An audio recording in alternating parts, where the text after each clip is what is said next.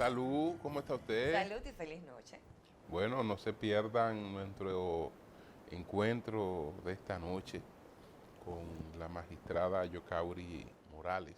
Así es. Y más allá de la mujer de la toga, quiero hacer una invitación a que puedan conocer el ser humano, lo que es, y honrar al mismo tiempo todo lo que es el sistema de familia, todo lo que tiene que ver con la comunidad y todo lo que tiene que ver el impacto de las buenas obras en las personas. Juez de la Cámara Civil y Comercial, presidenta de la Red Nacional de Jueces, pero sobre todo veamos de dónde ella viene, cómo ella se levanta. Salud. Salud.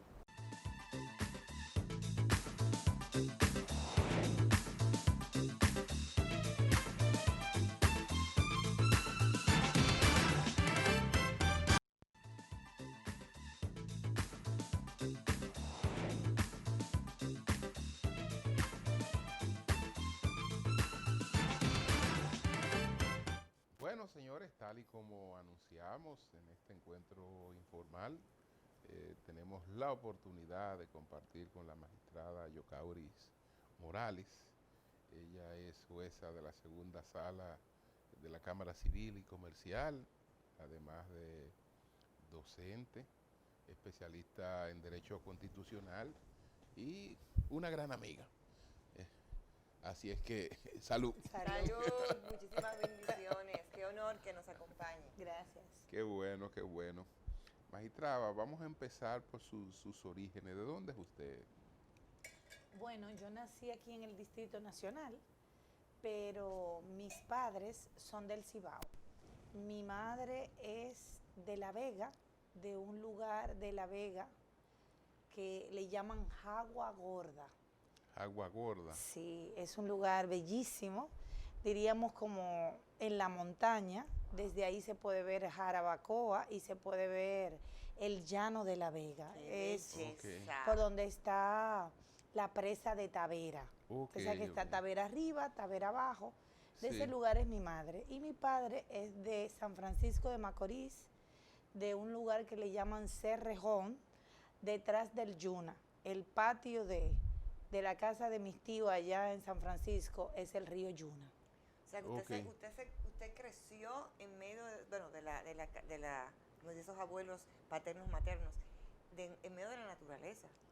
Bueno, no tanto así, porque mis abuelos vinieron a la capital, fueron los Ok. que llegaron a la capital, y mi padre es huérfano, se quedó en orfandad a los 10 años, de padre y madre. Ay, caramba. Entonces tenía un hermano que vino a la capital, y entonces él decidió venir a la capital. Y yo le pregunté antes de morir, que en paz descanse, papá, pero ¿por qué fue que tú viniste para la capital?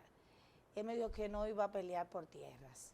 Entonces, por eso decidió venir a la capital y de aquí emigró a los Estados Unidos, donde vivió hasta su muerte. Ok, ¿y dónde conoce tu madre? Conoció a mi madre en el barrio, allá en Capotillo. Mi madre se crió en la cercanía del mercado, del Capotillo. Ok. En ese tiempo no estaba todavía, y se conocieron en una boda, eran cercanos de la misma barriada. Qué interesante. Ok, Yo nací en la 42 del Oh, Capotillo, ok, en la famosa 42. allá mismo, y ahí mismo tengo mi casita todavía, al día de hoy, está la casita donde nací. ¿Cuántos hermanos? Tengo 3 hermanos. Maestra, me resonó mucho esa expresión. Vengo a la capital porque no voy a pelear por tierras. Y ya luego una segunda generación es justamente una abogada, una magistrada que dirime conflictos. Así es. Que para mí, o sea, me resonó mucho esa expresión. Sí, al quedar en orfandad, mi padre y sus hermanos, pues los mayores se quedaron, el mayor vino a la capital y se hizo militar y fue como el gran padre de los demás. Y mi papá como heredó eso al morir ese hermano, y bueno, los demás se quedaron en el campo, ¿verdad? Trabajando las tierras que tenían, y pero en el momento en que murió mis abuelos, ¿verdad? Que murieron, ellos tuvieron que luchar, ¿verdad? Para que le dejaran algo de la tierra que heredaron de sus abuelos. Y él dijo, bueno, mi papá dijo, no, yo no voy a coger esa lucha.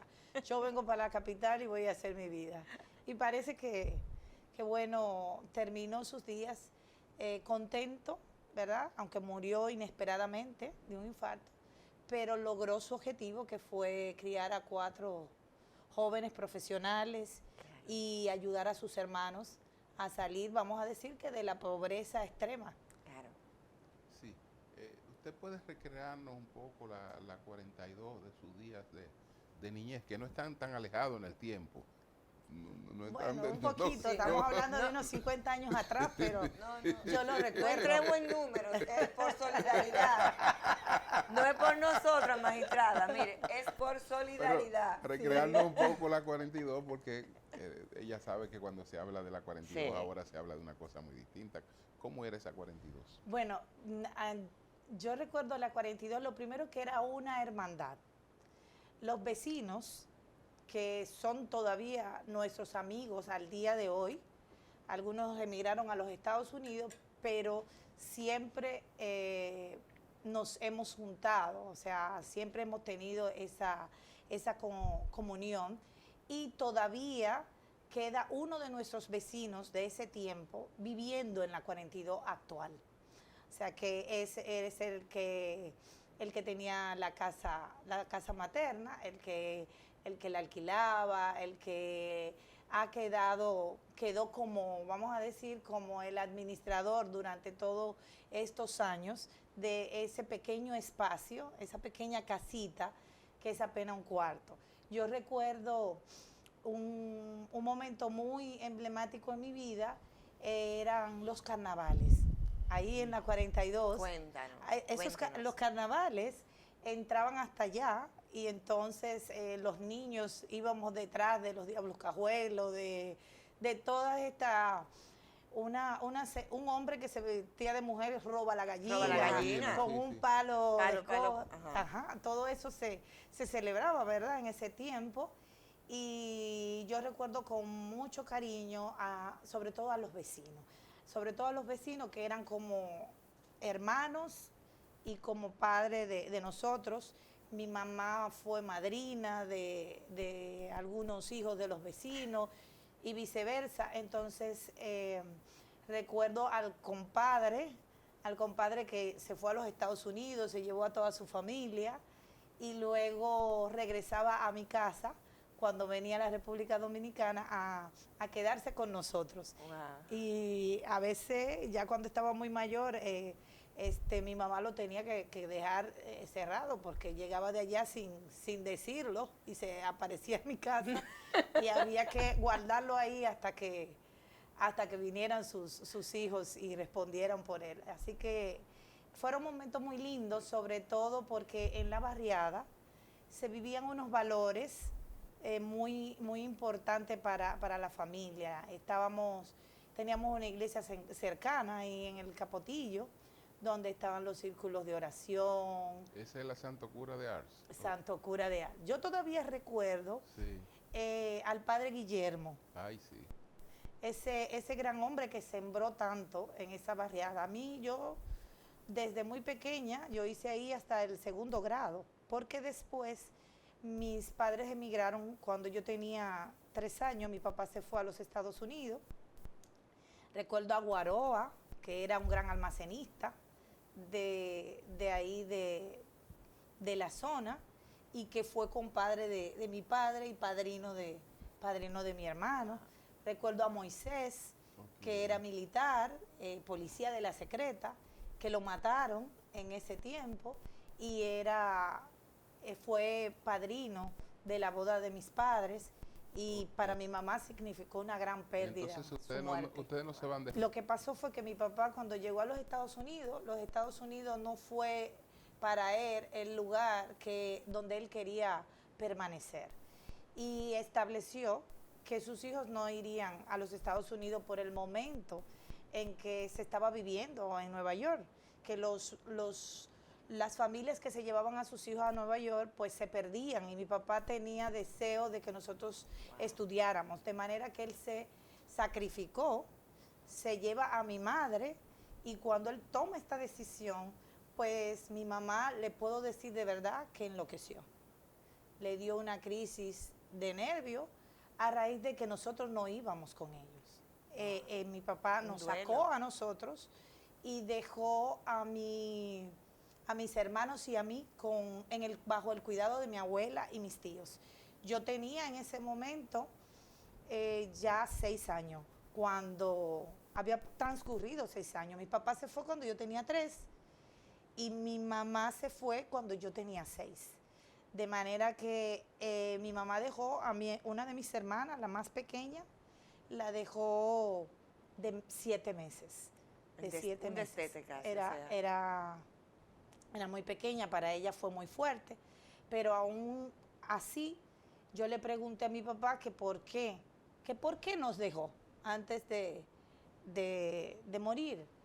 ¿Por qué nos dejaste? Y por qué algo que marcó mi infancia fue que nos teníamos que mudar. Cuando ya yo estaba más segura en una casa y vamos a decir que acorde con la barriada, adaptada, me tenía que mudar de casa. Nosotros vivimos en el Capotillo en muchos lugares, en la 42, después de la 42 fuimos a la calle central que se llama Libertad, en el centro de Capotillo. Después mi abuelo era el portero de la escuela principal del Capotillo, que queda ahora no recuerdo el nombre de la calle, pero queda ahí entre el ensanche Luperón y el Capotillo. Bueno, y... Sí, creo que la escuela se llama Colombia. Sí, y hay una que se llama de la República. Sí.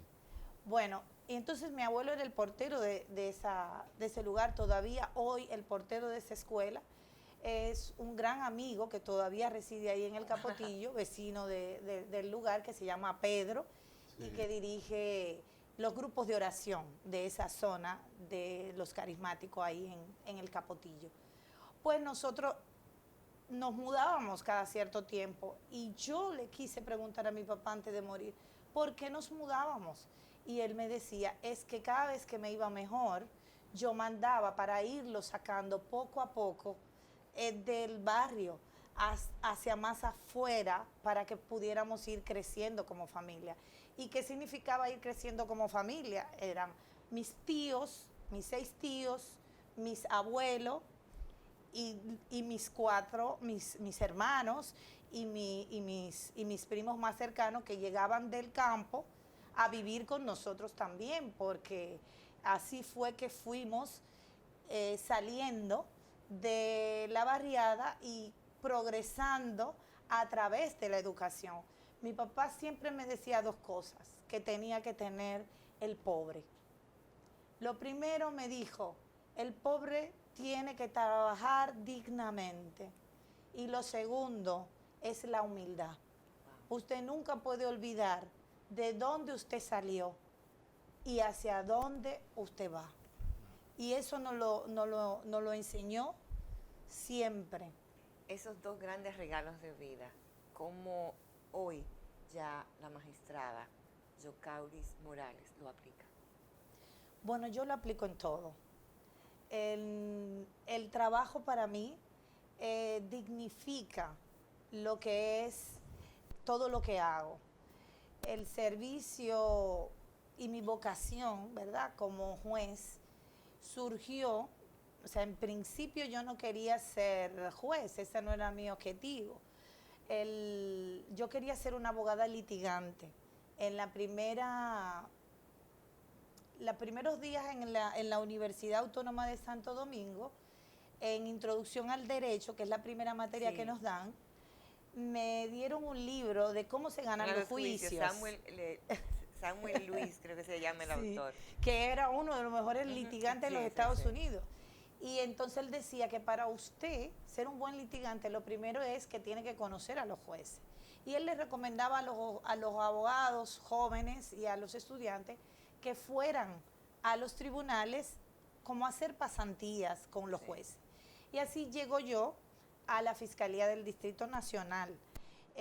Voy donde Rosalba, allá, y le digo, yo quiero aprender y quiero trabajar. Yo no sabía ni siquiera escribir a máquina. De manera que ella me dijo, bueno, falta una secretaria en el 8º juzgado de la instrucción. Si tú quieres, puedes empezar por ahí. Pues entonces ahí yo empecé en la 8ª como una paralegal honorífica con otras amigas de la universidad que quisieron aventurarse a hacer ese trabajo conmigo. Y ahí estuvo Ani Méndez y estuvieron Keila, que ahora es juez también. Estuvieron conmigo ahí Ingrid, que está en el Tribunal de Tierra. Estuvieron conmigo ahí haciendo esta pasantía en la 8ª sala con un fiscal que se llamaba Olaya. Olaya, luego lo cambiaron, lo enviaron a Santiago, lo enviaron a la jurisdicción laboral, y nosotras entonces solicitamos el traslado para otro lugar porque ya sabíamos todo de la 8ª y nosotros fuimos ahí a aprender. Y fuimos entonces de Rosalba y le decimos, mira, ya nosotros aprendimos aquí lo que íbamos a hacer, envíanos para otro lado. Pues nos enviaron a la Defensoría de Niños, Niñas y Adolescentes. Allí conocimos a la defensora que aún vive, la defensora Rosa Núñez, de una gran trayectoria en el trabajo con niños, niñas y adolescentes. Y nos fuimos allí, todavía no nos habíamos graduado, estábamos en el servicio honorífico. Y nos fuimos como voluntaria con la defensora Rosa Núñez. No nos querían nombrar porque ustedes saben que eso en la fiscalía, eso hay que tener relaciones para uno poder entrar al sistema. Y entonces yo termino, me gradúo en la jurisdicción, los jueces de ahí, el magistrado Pérez Lora, las magistradas que estaban en ese entonces, Anisa Serra de la Mota, me hicieron mi graduación, me la celebraron. Mi mamá trabajaba con Mamá Ninón en el Ministerio de la Renovación de los Encarcelados. Ella no pudo ir a mi graduación porque haciendo una habichuela con dulce, eso era para Semana Santa, se tuvo un accidente y la habichuela se volcó con toda y estufa y ella se quemó por completo.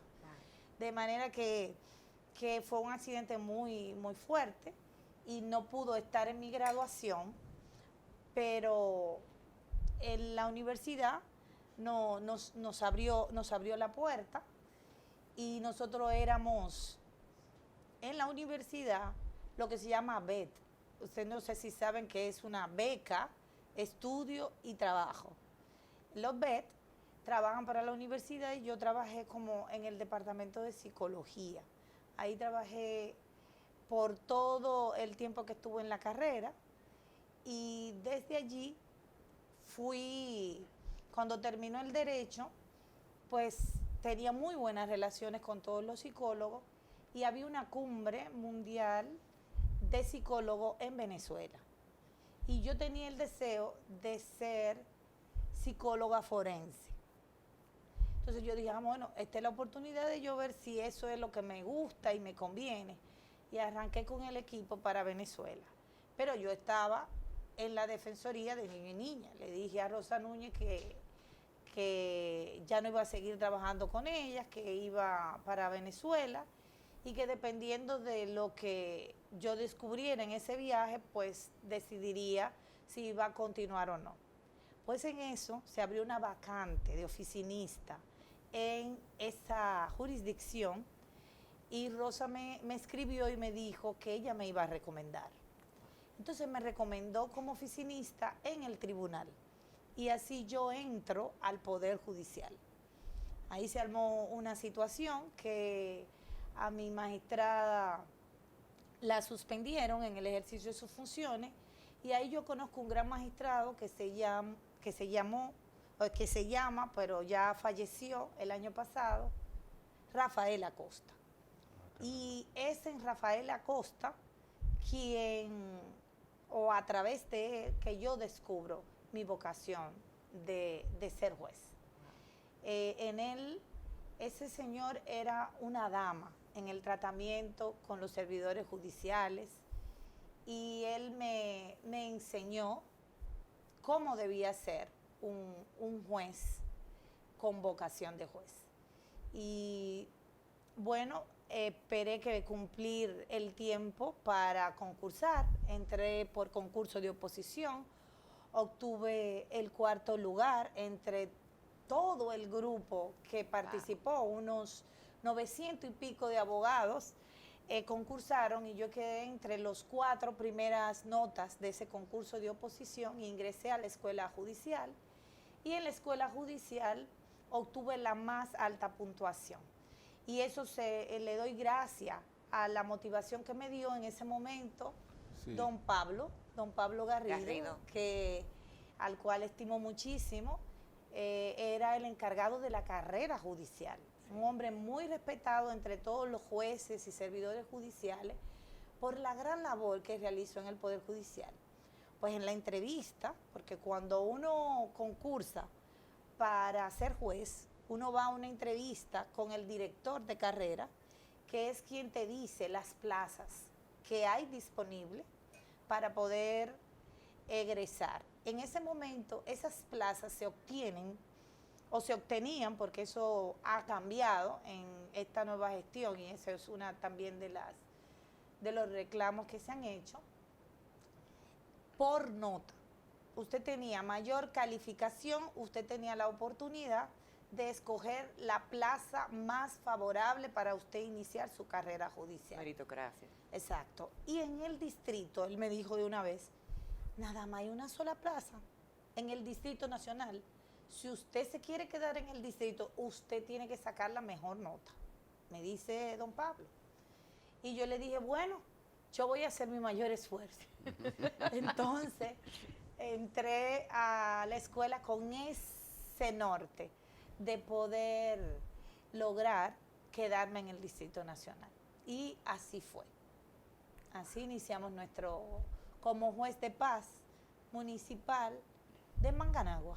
Antes de que continuemos en el mundo ahí de la carrera judicial, hablemos un poco de su familia, de sus hijos. Bueno, yo soy esposa y madre de 3 hijos actualmente, Dálida Gracetti, Calimarí Ulloa y Kairos Ulloa. Dálida tiene 23 años. Son hermanas. Salen juntos, parecen hermanas. Dálida tiene 23 años, estudió política, economía y filosofía en la Universidad de Navarra. Actualmente es la delegada de esa universidad en el país. Okay. Y al igual que su madre, decidió regresar a la República Dominicana para aportar sus conocimientos al servicio público. Actualmente sirve en la Dirección de Industria y Comercio, ahí en el Ministerio de Industria y Comercio. Ella es como analista en uno de los departamentos de proyectos y está trabajando para ayudar a que el país se desarrolle en esa área. Y Carly Marie es gimnasta. Ella es gimnasta y trabaja en la selección del NACO, en el equipo de NACO. Y bueno, recientemente ganó en el campeonato nacional el primer lugar en salto. Wow. Ella tiene 17 años, es una alumna distinguida del Colegio Loyola. Digo distinguida porque en Loyola le llaman a los estudiantes que son meritorios, le llaman Magis, como le dan unos premios que se llaman Magis. Sí. Y yo formo parte de esa familia, de la familia Loyola. Mis hijos Dálida y Carlin, que va saliendo ya a su último año, formamos parte de la escuela de padres y también hemos sido delegada, mi esposo y yo hemos sido delegados de los cursos. Tenemos en Loyola hay toda una estructura familiar en el trabajo escolar. Y Kairos David, que tiene apenas 13 años, él le gusta el béisbol y está preparándose para llegar a Grandes Ligas después que vaya a una escuela en los Estados Unidos porque quiere obtener una beca a través del deporte. Y bueno, él está en un colegio bilingüe porque está en un colegio bautista que se llama New Life y es un gran estudiante y un gran deportista. Y mi esposo Carlos es pastor en Cristo Rey. Nosotros tenemos una comunidad que se llama la comunidad Casa de Oración, Poder y Gloria para las Naciones, y él es el pastor de esa congregación que funciona tanto aquí en la República Dominicana y tenemos un pastor en Nueva York que se llama Vladimir. Entonces ahí también van magistradas y magistrados a trabajar con los niños de Cristo Rey, específicamente los más marginados, esos que viven en los callejones y demás, porque como le dije, en esa travesía de mi vida familiar yo fui pasando del Capotillo hasta que llegué a Cristo Rey. A Cristo Rey llegué a los 9 años y allí me recibieron los salesianos, los cuales han sido un gran apoyo en mi vida y he trabajado de mano de ellos, especialmente del padre Luis Rosario, que en paz descanse, quien fue que se encargó de mi formación a nivel, diríamos, social. El padre Luis Rosario, conjuntamente con quien es hoy la madre superiora, diríamos así, de la Santilla, la encargada rectora de la Santilla, la hermana Sol Cesarina. Sol Cesarina está a cargo, aunque vive aquí en la República Dominicana, está a cargo de la inspectoría de las hijas de María Auxiliadora a nivel de la Santilla, y estos dos hombres y mujeres de Dios fueron quienes influyeron en mi formación. Si las hermanas salesianas hubieran tenido un seminario de mujeres en la adolescencia, yo hoy no fuera juez sino monjita, probablemente. Porque cuando a Sor Cesarina la mandaron a Italia, yo estaba completamente segura de que lo que yo quería hacer era seguir sus pasos. Vamos a una pausa. Bueno, salud. Salud. Salud. Salud. Yo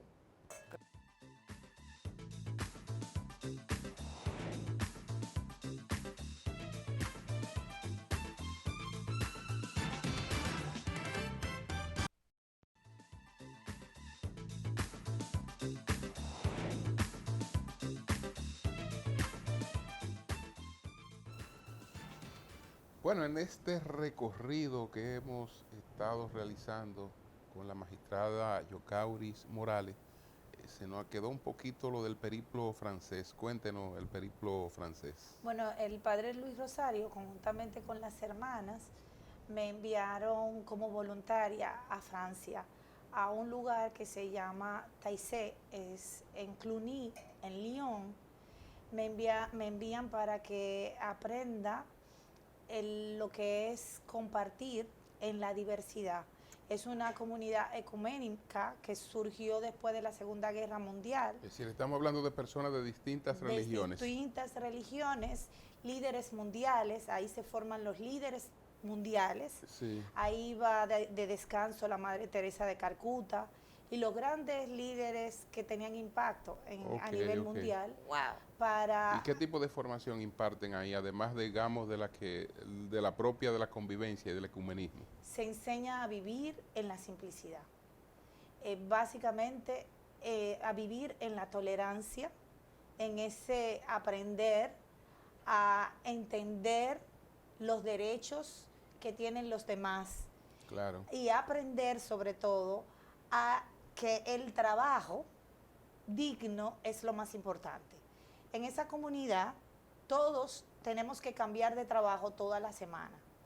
Yo aprendí desde tender camas, fregar, recoger estiércoles de las vacas. En esa comunidad no se aceptan donaciones todo lo que se hace y todo lo que se genera económicamente es trabajado por los voluntarios. Nosotros se recibe en esa comunidad 4.000 y 5.000 jóvenes de toda Europa y el mundo todo el tiempo. Allí se vive la Pascua.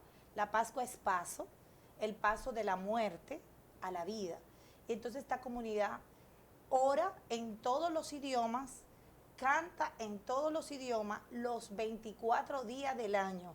La iglesia es abierta, nunca se cierra, y el hermano Roger, que es protestante, o sea, era protestante, fue degollado en plena iglesia.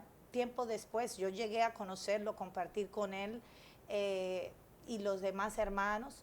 Es una comunidad de monjes abierta, donde se vive la palabra desde la diversidad, desde la tolerancia, pero Claro. sobre todo se enseña a vivir con dignidad y a tener empatía por los más necesitados. Mira, de verdad que le escucho y me conmueve a profundidad. Hablaba usted de simplicidad, tolerancia, diversidad. Desde esa formación, cómo le cambia su vida, y en momentos actuales, donde el mundo es por sesgos, o sea, algunos asumen o entienden que una raza puede ser superior a otra, que una nacionalidad superior a otra nacionalidad, el hecho de que yo creo en mi religión, pero no creo ni respeto tu forma de pensar. Cuando abres los periódicos, cuando escuchas las noticias, ¿qué sientes? Bueno, lo primero es que todos somos iguales, pero diferentes. De eso es que eso es lo que hace grande el derecho. El derecho nos da esa igualdad de tratamiento a través de las normas para que podamos tener una sociedad igualitaria. Pero dentro de ese abanico de derecho, cada persona es diferente. No existe una persona ni en la naturaleza nada idéntico. Ni siquiera si salimos afuera y observamos la naturaleza, Sí. podemos ver que de una misma especie de árboles no hay uno que sea idéntico a otro. Esa es como la grandeza de la creación, esa diversidad que nos hace importante a todos, no importa quiénes seamos, de dónde seamos, cuál sea nuestra condición de pobreza, riqueza. Todos somos seres humanos, todos somos importantes, la naturaleza es importante, cuidar la naturaleza, cuidarnos a nosotros, amar, ser mayordomo de todo lo que tenemos para que podamos entender. No se necesitan grandes cosas para ser feliz, y es eso lo que tenemos que tratar de enseñarle a la gente. Mientras quizás más nos llenamos de cosas, más vacío estamos por dentro. Entonces es sacar un poco tantas cosas que tenemos para llenarla con las cosas que son verdaderamente importantes, lo que importa, los valores que importan, el amor, la solidaridad, el cuidado, el perdón, el poder servir a otro, porque la vida se trata de eso, Sí. de servir. Hablemos de la organización que usted encabeza, del gremio que usted encabeza entre los jueces. Hablemos entonces un poco de la Red Nacional de Jueces. Así es. Bueno, la Red Nacional de Jueces es la primera asociación de jueces que se forma en la República Dominicana. Nosotros surgimos por una necesidad y surgimos en el momento en que el magistrado Subero Isa estaba terminando su periodo de trabajo. Surgimos porque había una necesidad a lo interno del Poder Judicial de tener un lugar, un espacio, los jueces y juezas, donde pudiéramos hablar y defender la institución y nuestros derechos. Así surge la red como este espacio donde queríamos que los jueces se sintieran parte de la construcción de la democracia, de la construcción de esa mejora continua que debería encabezar cada juez desde su tribunal, porque los jueces somos independientes y en nuestro ejercicio independiente está contrarrestado con una gran responsabilidad. Y la responsabilidad del juez de impartir justicia a la nación, de ser un gerente en su tribunal, que con los recursos que tiene que sacar a camino la jurisdicción donde se encuentra para dar un servicio óptimo, de calidad y sobre todo con imparcialidad y con un tratamiento igual a nuestros usuarios. O sea, que todo el que llega a un tribunal llega con una situación, llega con un problema, llega buscando una respuesta y el tribunal debe dársela, pero debe dársela en el menor plazo posible, porque una respuesta tardía es una respuesta que no llena los estándares de justicia. Una justicia que llega tarde es una justicia que es ineficiente. Para cada día, usted van dos partes y tiene usted que tomar una decisión de acuerdo a las pruebas, de acuerdo a, bueno, dice ya que no es la íntima convicción, pero todavía queda algo de la eso, sana ¿no? crítica. Exactamente en esta parte. ¿Cuál ha sido, si recuerda, sin mencionar obviamente el caso, el momento que usted haya dicho, gracias Dios porque estoy en este espacio y he podido servir? Bueno, el momento más importante y más emblemático de mi vida fue de una anciana que había perdido su casa a través de un embargo inmobiliario que de manera, diríamos, arbitraria, por no escucharla, sucedió. Esta señora estaba desesperada, iba de lugar en lugar buscando amparo. Y Grimilda de Subero me llama. Doña Grimi. Doña Grimián, que en paz descanse también. Cuánta gente linda que se nos ha adelantado en el solidaria. tren. Y bueno, y ella me llama y dice, magistrada, aquí yo tengo una señora que yo creo que la única que la puede escuchar y puede entenderle es usted. Y dígame si se la mando. Yo le digo, bueno, Grimilda, pues mándamela. Y yo espero a la señora. La señora me cuenta su historia entre lágrimas y yo le digo, mire, yo para ayudarla necesito que usted me traiga los documentos para yo empezar a investigar, porque ella decía que yo tuve un caso aquí con el doctor Pellerano y el doctor Pellerano me prometió a mí que ya yo estaba paga, que yo no necesitaba pagar más, y se hizo un contrato, con ella se hizo un reenganche en la banca para pagar un préstamo. Ella hace este reenganche y paga el préstamo y pone, porque la anciana no tenía hijos, ella era sola, a una sobrina como garante del préstamo, porque ella cayó en mora y le hicieron un reenganche, una renovación del contrato, y una vez hecho ese reenganche, pues por error de la banca, le hacen un embargo inmobiliario.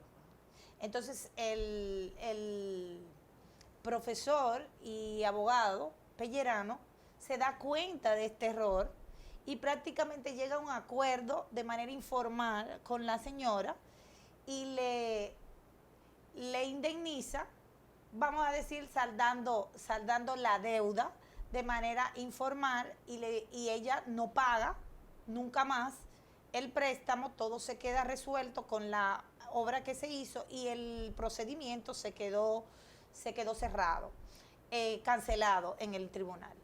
Pero con la división de las provincias, la salida de la oficina de Pellerano de la banca, con todo el declive de la banca, la señora aparece con el nuevo pool de abogados como en mora, como pendiente de cobrar esa deuda. Y entonces le hacen un embargo inmobiliario. Ya ella no está en el Distrito Nacional, porque a la dividir la provincia, a ella le toca en la provincia de Santo Domingo. Sí. En la provincia de Santo Domingo ella trata de explicar esta situación, pero no la escucha.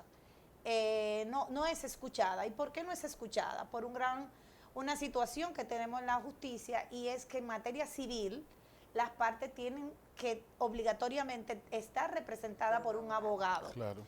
Entonces el juez no la escuchó, dice ella, no me escuchó. No es que no la escuchó, es que para ser escuchada Tiene que estar representada. Está representada y el juez no podía interrumpir la audiencia para escuchar un ciudadano común que no está representado. Entonces el inmueble se vende y a ella la desalojan de su casita.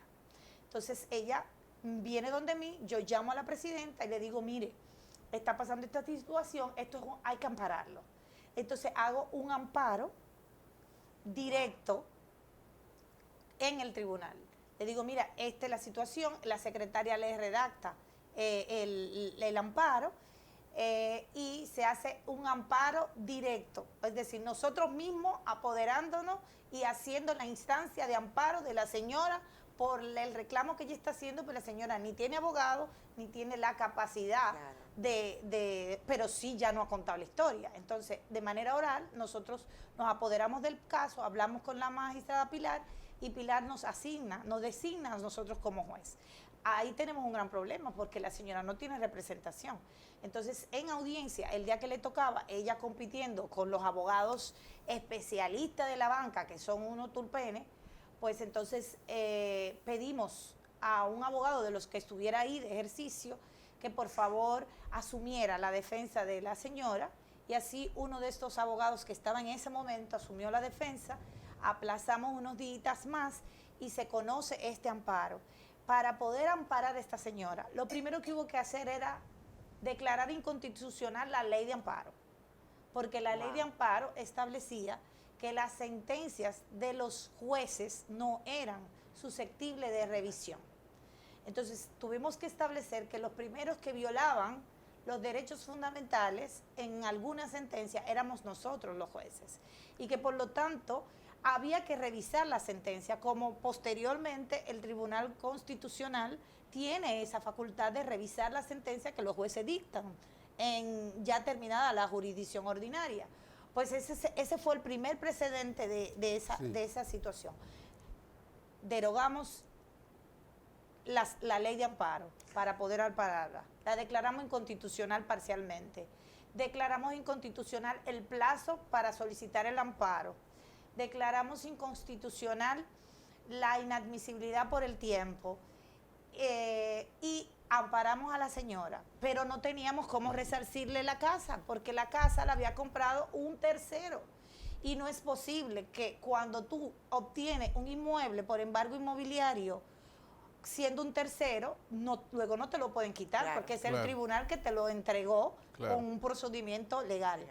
Entonces buscamos en México, que son los fundadores del amparo, una sentencia que establece que cuando el juez no puede resarcir el derecho, pues le da una suma equivalente a lo que cuesta el objeto para que la persona se compre un objeto similar, porque no podemos quitarle al que ya tiene el objeto el derecho para dárselo a la señora. Eso fue trágico, porque como yo le explico a una anciana de casi 90 años que yo no le voy a devolver su propia casa, sino que yo le estoy dando un dinero equivalente a lo que su casa vale hoy, que en ese momento valía unos 3 o 4 millones de pesos. Ella me decía, yo no quiero dinero. ¿Quién le ha dicho a usted que yo quiero dinero? Yo quiero mi casa. Wow.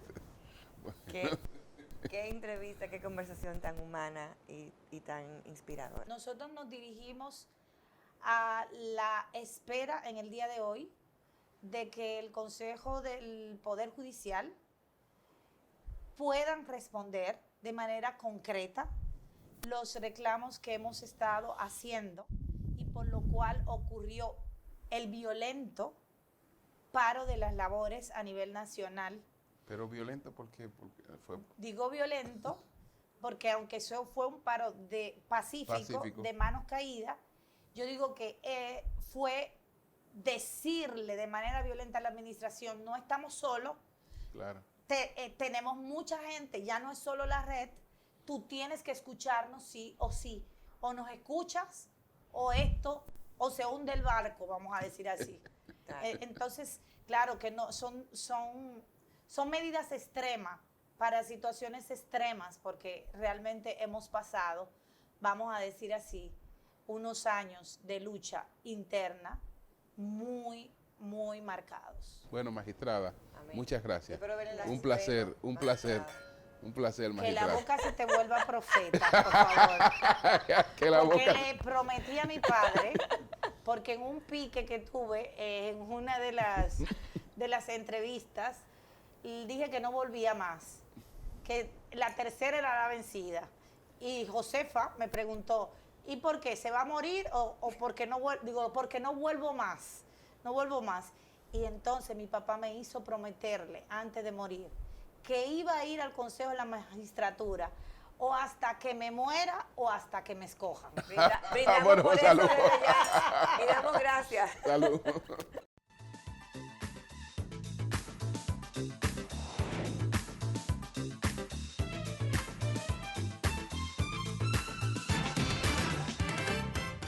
Bueno, ¿qué tal este Napa Valley?